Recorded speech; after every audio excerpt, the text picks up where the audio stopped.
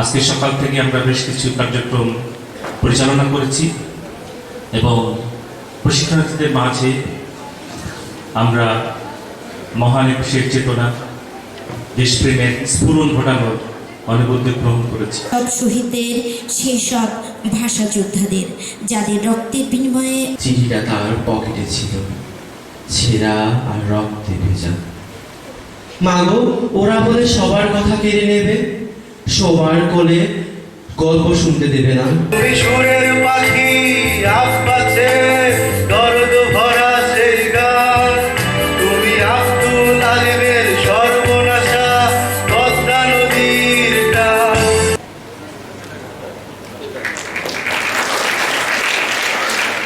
ছবিগুলো মনের মতো করে নিজের রং তুলিতে এঁকেছে তারা।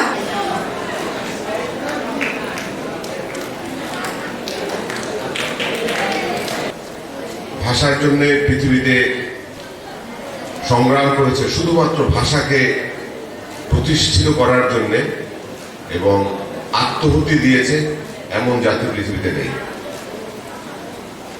আর তারই স্বীকৃতি স্বরূপ আমাদের 21শে ফেব্রুয়ারি এই দিনটাকে আন্তর্জাতিক ভাষা দিবস হিসেবে পৃথিবীর বিভিন্ন দেশে ইউনেস্কো কর্তৃক ঘোষিত হয় এবং বিভিন্ন দেশে পালিত হয়ে আসছে।